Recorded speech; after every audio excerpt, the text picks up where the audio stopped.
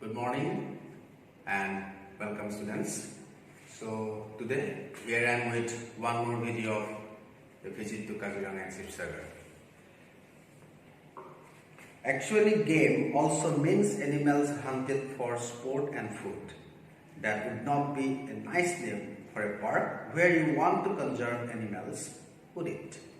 So Lohit wanted to know from his mother why the name of Kaziranga changed once again.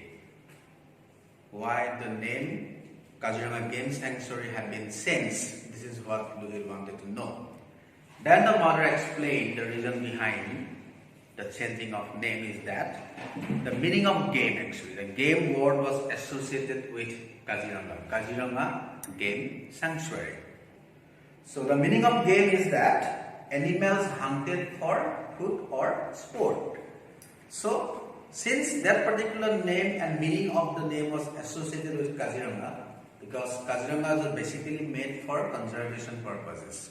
So, if the meaning of a word came, which meaning is animals hunted for food and sport, so that was not suitable with a park which is made for conservation purposes. So, that is the reason the name of Kaziranga Game Sanctuary had been changed. So it was renamed Kaziranga Wildlife Sanctuary in 1950 by the P.T. Tracy, the forest conservationist of that time. So that is why the new name had been given to Kaziranga as Kaziranga Wildlife Sanctuary. It was 1950, and that name was given by P.T. Tracy. He was the forest conservationist of that period of time. It was in 1974 only that Kaziranga was designated as a national park, and in 1974 finally Kaziranga has been designated as Kaziranga National Park, which we know today. Okay. Trisha said, now it would be more interesting to see the park. So after knowing about the history of Kaziranga, Trisha feels more fascinated regarding Kaziranga. That is why she admitted that now it will be more interesting for me to visit this particular park. The next morning, they entered the park on elephant back. The grasses were so tall that if they had not been on elephant back, they would probably have got lost. So the next morning, as it was decided, they went to Kaziranga National Park to see the greenery as well as wild animals there. So the grasses of Kaziranga were so tall, if they did not travel on elephant's back, they must have been lost within that. But from the huge animals' back, they were able to view the vast expanse of the park.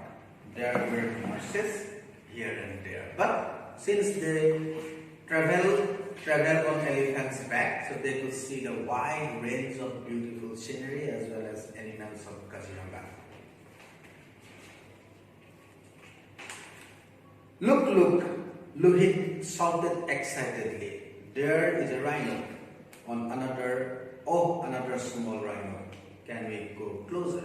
So suddenly Lohit got sight of a rhino and he was very excited about that.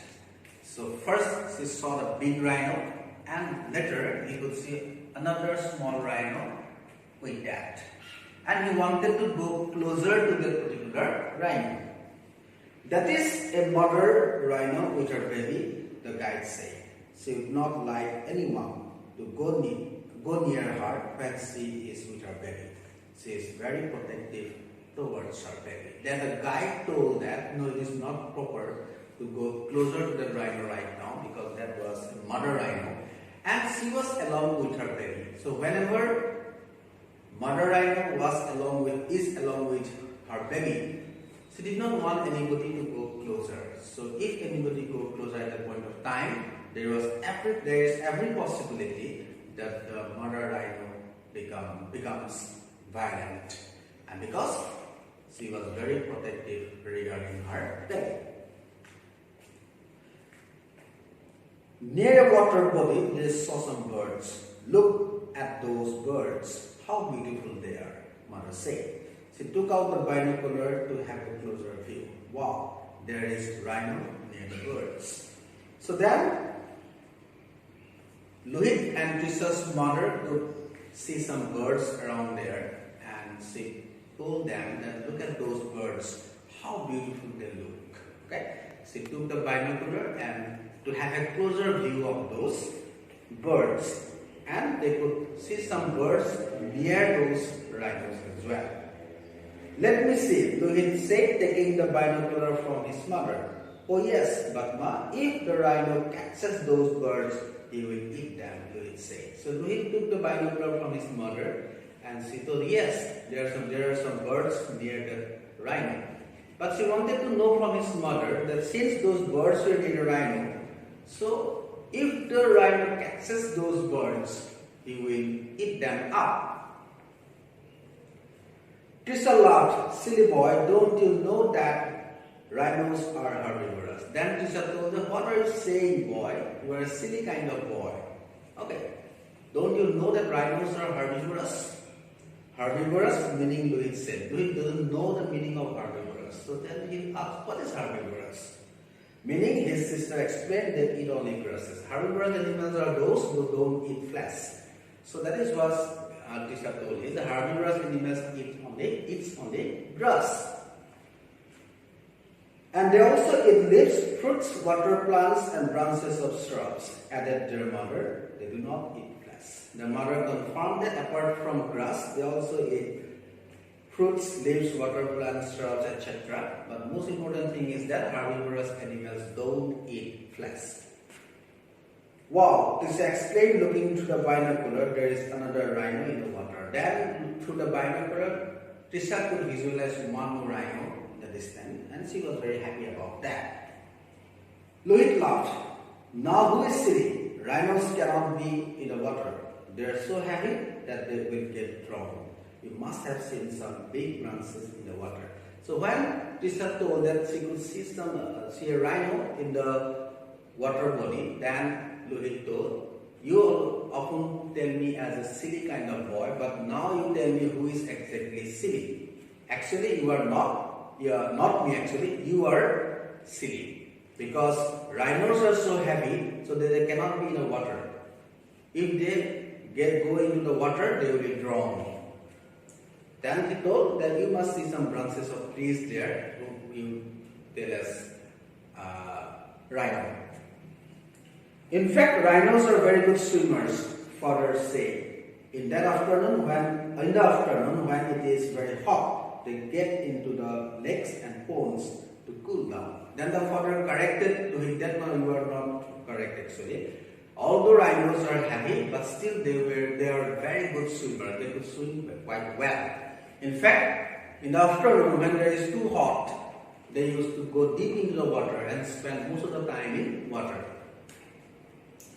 Further, in the spotted deer, it was an exciting trip for them, and they were lucky to see quite a number of animals and birds in the park as they passed through the thickets of tall elephant grass and short grasses. So apart from rhinos, birds, etc., they could see some deer as well. And the trip of Kaziranga is quite exciting and memorable for both Lohit and Trisha because they could see huge amount of trees, animals in Kaziranga.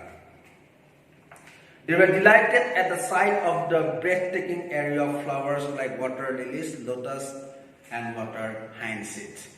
Their mother had remarked the flora truly adds to the charm of the park. So they could see some flowers as well, variety species of flowers like water lilies, lotus, and water hyacinth. And the mother remarked that this kind of flowers and trees add the charm of Kaziranga even more. They also learned that apart from being home to 2/3 of the world's great one-horned rhinoceros, Kaziranga National Park has the highest density of tigers among the protected areas in the world and was declared as a tiger reserve in 2006. So what Trisha and Lohit could know one more thing regarding Kaziranga is that Kaziranga is known as the 1/3 density of rhinoceros in the world, and apart from that, it was declared as a tiger reserve in 2006 because huge number of tigers also inhabited in Kaziranga. Though they could not see the tigers because of the tall grass that provided very good camouflage, their presence can be felt everywhere as they leave path marks. But unfortunately, they could not see a single tiger in Kaziranga. Why? Because there are a lot of long grasses are there in Kaziranga at that point of time. But they could see some footmarks in a land of tigers, and that particular thing confirmed that the number of tigers inhabited in Kaziranga. Late in the afternoon, they left for Sibsagar. On their way, before reaching Sibsagar, they crossed a stone bridge. Their mother said, pointing at the bridge, "This is the Silar Saku, the Namdam stone bridge." So late in the afternoon, they left Kaziranga to Sibsagar. On their way to Sibsagar, before they reached Sibsagar, they crossed a particular bridge. The name of the bridge is Namdam Stone Bridge or Namdam or Hilor Hako. It is not a long bridge. I almost missed it, Trisha said. When mother pointed to them, look at this is Namdam Stone Bridge from the car. Trisha told that it is not a long one because I can't see the entire bridge because suddenly they crossed it. It is just 60 meters inland, said father. The most amazing fact is that it was built of only one single stone. The point to be noted is that it was built entirely with human resources at a time when modern day technology was not there. Then the father told the length of Namdang stone base is only 60 meters. But the most astonishing or amazing fact regarding the Namdang stone base is that it was built only in one stone. And in that particular time, when modern technology was not available, it was a miracle, it was a mystery for people how they could build a bridge from a single stone. Who built it? The Ahom king Rudra Singha in 1703. They wanted to know who built this particular bridge. Then the father told the Ahom king Rudra Singha built Namdang stone base in 1703. Trisha always admired the way both her father and mother remembered facts and dates. It helped her understand the importance of the bridges, temples, and monuments set against the time they were built. Trisha always admired a particular fact regarding his father and mother. That is that they could remember facts, dates quite well. And because of the particular knowledge of her parents, it was quite helpful for her to know about the importance of historical things. Soon they reached Sibsagar. After that, within some time, they reached Sibsagar. Sagar is sea, but there is no sea here. Why is this town is called Sibsagar? Lohit questioned as they settled in their hotel room. So when they reached Sibsagar, Lohit expected that he might see some sea in Sibsagar because Sagar word was associated with sea, Sibo Sagar. He means the Hagor dekhibole pabo. But when he could not see a single sea there, so he told his parents that there is no Sagar here. But still, why Sagar word is associated with this particular place? Sagar is sea, but there is no sea here. Why is it town called Sibsagar? Lohit questions, settled down their room. I read somewhere that when the Ahom kings used to dig some special tanks, they named them adding Sagar, like Sibsagar tank, Joy Sagar tank, Gauri Sagar tank, Trisha said. Then Trisha told that she read somewhere that when Ahom kings dig big ponds, huge ponds, okay, and whenever they dig such kind of ponds, along with the name they used to add the word Sagar. For example, Sibsagar tank, Joy Sagar tank, Gauri Sagar tank. These are big ponds in Sibsagar which were dug by the Ahom kings. And whenever they dug that kind of huge ponds, they added word Sagar in the name. India. So since you can see number of such tanks in Session-34, that is why Sagar War was associated with Session-34. Good girl, her father said. What Tisha said, it was absolutely correct. That is why her father appreciated her. I wish there was really a Sagar here, Lohit said. But Lohit was a little bit disappointed because he was expecting to see some sea there when that was not there. So he was a little bit disheartened. Silly boy, how can you have a sea in the middle of the land? Tisha said to her brother. You are really silly. This is what again Tisha told. In the middle of a land, how can you expect a sea? They set out to see the Session-34 tank. Session-34 town is named after this tank. It is situated right in the heart of the town. So after spending some time in a hotel, they came out to see the Session-34 tank. And Session-34 name is associated with this particular tank. And this particular tank is situated in the middle of the Session-34 town. Here is the Borpukuri, said their mother as they got out of their car to walk towards the tank. So when they reached the Session-34 tank, mother told, look, this is Borpukuri. Borpukuri asked Lohit, I thought it was called Session-34 tank. Borpukuri? What is this? I think this is called as Session-34 tank. It is also known as Borpukuri. See how big it is, mother said. It is a tank dug by Queen Ambika, consort of King Shiva Singha. So it is named after her husband. Then the mother told, you are right. Session-34 tank is also known as Borpukuri. And this particular tank was dug by Queen Ambika, wife of Ahom King Shiva Singha. And the Session-34 town, this particular, and she named this particular tank after the name of her husband. Look at the temple, Tisha said, pointing at the temple on its bank. On the bank of the Borpukuri or Session-34 tank, there is a nice temple is there. And she pointed that particular temple to everyone. Look at, that is the temple. That is Shivodol, 104 feet tall. It is dedicated to Lord Shiva and the most sacred of the three temples. The two other are Vishnudol, dedicated to Lord Vishnu, and Devidol, dedicated to Goddess Durga. So then, the parents of Tisha and Lohit told them, yeah, that is Shivodol. The height of the particular temple is 104 feet. And this particular temple is named after Lord Shiva. It is dedicated to Lord Shiva.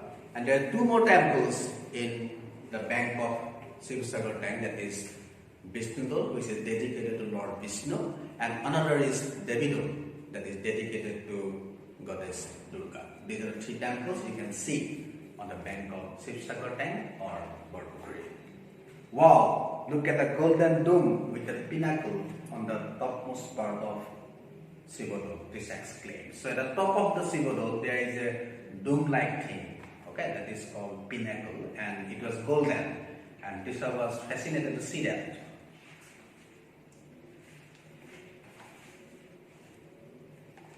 That is 7 feet high and is called Colossi, their mother said. And all the three temples you see on the bank were built by Queen Ambika, consort of Shiva Singha. Yes, then the mother told, yes, that is called Colossi, that is 7 feet height. And these three temples, Shivodol, which is the most sacred one, Vishnudol, which is dedicated to Lord Vishnu, I repeat, and Devidol, which is dedicated to Goddess Durga. All these three temples are made by Queen Ambika, wife of Shiva Singha. So here I conclude for today. In my next video, I will complete this particular chapter, a visit to Kaziranga and Session-34. Thank you for listening to me.